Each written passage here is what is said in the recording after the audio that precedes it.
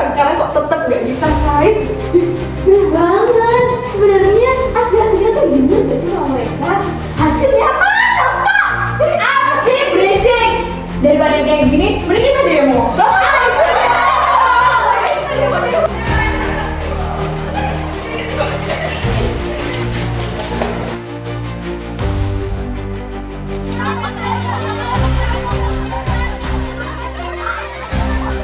Poin utamanya tuh di sini. Sekarang ini kita ada isu baru, perdebatan sengit di sosial media, ribuan komentar, dan bahkan jutaan impresi. Secara digital, suara kita memang terasa begitu digema. Tapi, apakah kita yakin gema itu sampai ke dewan legislatif? Itu juga yang saya rasain. Saya merasa bahwa ada sekat yang jauh antara mereka dengan kita. Ibu saya di rumah setiap hari mengeluh soal kebutuhan pokok. Teman-teman seangkatan saya mengeluh soal lapangan pekerjaan ketika lulus. Lalu, mungkin obrolan internal kami pada hari ini hanya sebuah obrolan yang tidak akan direalisasikan secara nyata oleh program kerja mereka. Bagaimana? Nah, secara sistematis sebenarnya kita sendiri tuh udah tahu nih alurnya. Kita kirim pengaduan email dan bahasannya juga cuma ketik. Kita juga ikut dalam aksi nih.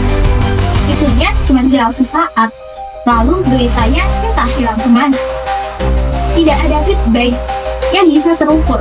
Kita juga tidak tahu apakah aspirasi kita diterima, ditolak, atau justru hanya diabaikan. Jadi, kita tidak datang dengan tangan kosong, atau bahkan hanya berteriak. Kami datang dengan membawa sebuah pertanyaan. Atas nama generasi muda, bisakah Anda menjelaskan kepada kami bagaimana alur penyampaian aspirasi yang sesungguhnya, agar kita bisa yakin suara kita terdengar di gedung Senayan? Pak, mau tag video? Dulu saya masih main game ini, nanti aja ya. Loh Pak, udah kerekam? Boleh. Hapus. Dua pertanyaan yang sangat valid dan kami hargai. Saya Dava dan rekan saya Ibu Alivia. Kami dari Sekretariat DPR Republik Indonesia. Tugas kami memastikan institusi ini berjalan dengan lancar, termasuk dalam hal menyaring aspirasi. Persepsi bahwa aspirasi menguap adalah tantangan yang kami sadari. Namun, izinkan kami menjelaskan bahwa sistemnya itu telah ada, terstruktur dengan rapi, dan sudah kami rancang dengan sangat baik. Benar sekali Pak Data, kami telah memiliki sistem berupa website yang merupakan tempat pengaduan aspirasi bagi masyarakat. Website ini dapat Anda akses melalui pengaduan.dpr.go.id. Di sana telah dijelaskan bagaimana alat pengaduan yang nantinya akan ditanggapi langsung oleh pimpinan DPR itu sendiri. Adanya website ini merupakan bentuk kepedulian juga tanggung jawab kami sebagai anggota DPR untuk menyampaikan aspirasi masyarakat. Nah, tujuannya adalah efektivitas. Ini mencegah aspirasi Anda tersesat atau ditemani oleh pihak yang tidak relevan. Jadi, langkah pertama untuk memastikan suara Anda didengar dengan baik, yaitu mengetuk dengan pintu yang tepat, agar aspirasi Anda dapat tersampaikan dengan tepat. Baik, kami sangat mengapresiasi atas penjelasannya. Namun, dari kami sebagai pengguna, ini akan memunculkan permasalahan baru nih. Yang pertama, aksesibilitas. Bagaimana kita bisa yakin untuk memilih tempat pengaduan yang tepat, sedangkan satu permasalahan saja tidak bisa diselesaikan dengan maksimal. Setuju sekali. Dan yang kedua, ini bukan hanya soal proses aspirasi, tapi ini adalah sebuah rasa was-was ketika kita sudah mengirimkan aspirasi kita. Ini adalah rasa di mana kita mempertanyakan jawaban dari apa yang kita aspirasikan. Sebuah waktu berapa lama untuk kita menunggu, entah itu 1 hari, 1 bulan, atau bahkan 1 tahun. Dan sebuah rasa ketidakpastian ini adalah gambaran nyata bagaimana aspirasi kita dapat didengar atau dapat direalisasikan oleh mereka. Tepat sekali. Sebenarnya terima kasih kepada pihak DPR telah menjelaskan kepada kami sistem pengaduan aspirasi. Sekarang kami memberikan pertanyaan yang lebih mendalam. Bisakah Anda memberikan kami overview agar kami dapat melihat apa yang terjadi di gedung itu? Karena kami tidak hanya butuh struktur, kami menuntut transparansi. Sesuai dengan gambar yang telah kami tampilkan, kami akan memberikan penjelasan lebih lanjut mengenai prosedur pengaduan aspirasi yang diberikan masyarakat melalui website yang telah kami sediakan.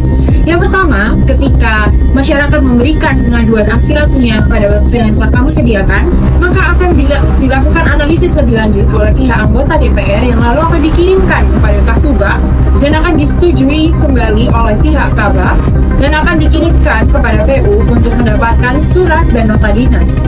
Nah, setelah dari PU, Giro mengoreksi, menyetujui, dan membuat salinan pengaduan. Kemudian, Deputi mensahkan dan mengirimkan kepada pimpinan DPR dan pimpinan MKD. Setelah itu, pimpinan DPR mendapatkan hasil analisis dan pimpinan AKD juga mendapatkan hasil analisis. Kemudian, PU mendokumentasikan dan mengirimkan jawaban untuk pengadu. Setelah itu, pengadu mendapatkan jawaban melalui website yang telah disediakan. Nah, itulah prosedur pengaduan. Semoga dengan ini masyarakat bisa lebih menyadari bahwa DPR telah menyediakan tempat aspirasi untuk masyarakat. Dalam sistem ini, kami memiliki fungsi bagian. Yang pertama yaitu sistem pengadu yang berfungsi untuk menyampaikan aspirasi atau keluhan melalui sistem. Yang kedua ada escort yang berfungsi untuk mengelola dan menyimpan semua aspirasi secara digital. Dan yang ketiga ada kepala bagian yang memiliki fungsi untuk memverifikasi dan meningkatkan tindak lanjut ke tingkat yang lebih tinggi. Dan yang terakhir, yang keempat ada kepala DPR RI yang berfungsi untuk memutuskan hasil akhir dan untuk menyampaikan aspirasi masuk ke dalam agenda pembahasan resmi. Nah, sistem ini memiliki fungsi tersebut yang bertujuan untuk meningkatkan kepercayaan partisipasi publik serta kepercayaan masyarakat terhadap DPR. Dalam sistem ini, kami memiliki fungsi sebagai saluran resmi masyarakat yang lebih relevan. Sistem ini memastikan aspirasi masyarakat untuk diverifikasi, dipantau prosesnya, serta diberi umpan balik secara resmi. Kita tadi demo-demo teriak-teriak, bakal didengar nggak sama mereka? Nah, itu juga tuh yang dari tadi aku pikir, sebenarnya aspirasi kita itu nyampe atau enggak di mereka. Takutnya kan nggak nyampe ya. Kira-kira ada cara lain nggak sih? Harusnya sih ada ya, nggak mungkin karena kalau cuma satu cara doang. Oh, iya aku tahu. Ada nggak sih sistem pengembangan aspirasi yang udah dikembangin sama anak lokasi? Iya, bener banget, bener. Coba kita aja ya. Coba. Websitenya Apa ya? dpr.go.id. Coba. Oh, iya. Disuruh ngisi banyak nama, NIK, kota, provinsi, dan aspirasinya. Sayangnya, aku mau tanya, NIK, kira-kira kita disuruh mengisi NIK itu buat apa ya penggunaannya? Oh, ini gak sih buat pemandangan data. Jadi agar DPR tuh bisa tahu kalau yang ngirim aspirasinya tuh benar-benar asli BNI dan juga gimana data pribadinya, data kependudukannya, gitu gak sih? Oh, Mungkin ini lebih jelasnya sebagai validasi datanya sendiri ya. betul. Oke. Coba kita coba ya. Coba. Penasaran juga. Pratika, oke, NIK, kota, provinsi, aspirasi, Sahkan RUU perampasan aset. kirim ya? Yes. Oke, semoga aspirasi kita dapat juga sama mereka. Amin. Semoga aspirasi kita sampai ke mereka beneran. Amin. Nah, setelah pengaduan tersebut masuk ke dalam website kami, maka kami sebagai storage akan melakukan pemadanan data, di mana kita bisa mengetahui apakah warga tersebut memang benar-benar warga Indonesia, statusnya apa, dan usianya berapa.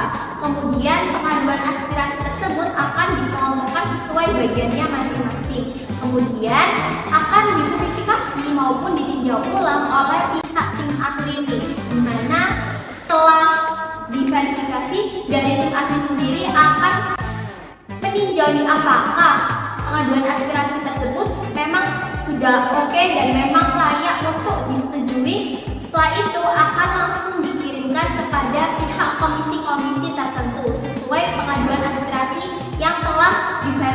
aspirasi oleh tim ahli. Permisi Bapak DPR, di sini saya ingin melihatkan pengembangan sistem yang kami buat dan di sini sudah ada aspirasi yang masuk dan disetujui oleh Ketua Komisi. Nah, Bapak tinggal pilih saja aspirasi mana yang mau Bapak setujui dan Bapak berikan surat keputusan untuk tindak lanjut. Oke, baik, terima kasih atas masukannya. Nanti akan kami tinjau ulang kembali. Terima kasih. Masih kembali. Jadi Ibu, ini adalah website dengan sistem yang sudah dikembangkan sehingga bisa dilihat surat-surat dari pengadu dapat ditinjau dan tindak lanjuti untuk ke bagian selanjutnya. Oke, baik. Terima kasih ya sudah dijelaskan. Kamu inget gak sih, kita kan seminggu lalu udah ngirim aspirasi ke mereka, ke DPR. Oh iya, aku baru inget. 1 minggu yang lalu kita kirim itu ya di websitenya DPR. Gimana hasilnya? Kepo banget. Gimana kalau misalkan kita lihat? Kita coba cek Coba. di dpr.go.id. Coba kita lihat. Oh, di history kali ya? Coba. Oh, udah ada hasilnya cuy. Gimana kalau misalkan kamu cek Diterima. keluar SK-nya dong? Coba. Iya, kita bisa langsung download SK-nya, surat keputusannya. Ya ampun, Canggih banget. berarti ini tandanya aspirasi kita. Didengar dan tandanya pernah masuk ASN lebih sahih. Ya ampun, Kok ada merah? bener. Kok yang di bawah ini nggak hijau ya? Oh, ditolak yang satunya. Ya, yang ditolak ini kira-kira kenapa ya?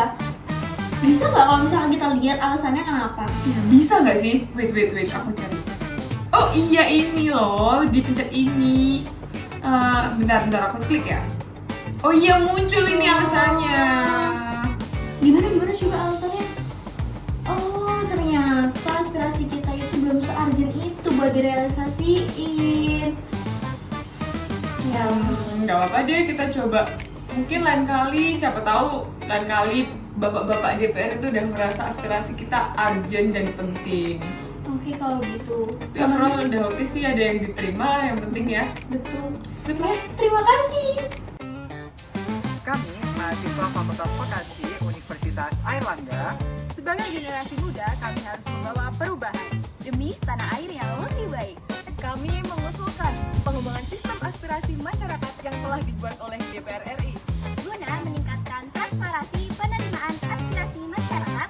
Semoga demokrasi tetap dapat ditegakkan. Indonesia Emas 2045. Let's go! Semoga kemakmuran Indonesia dapat diraih. Semoga impian menjadi Indonesia Emas tahun 2045 dapat segera tercapai. Semoga demokrasi Indonesia tetap ditegakkan. semoga terwujud generasi muda yang hebat. Semoga aspirasi positif masyarakat Indonesia terus terdengar. Semoga keadilan di Indonesia semakin nyata.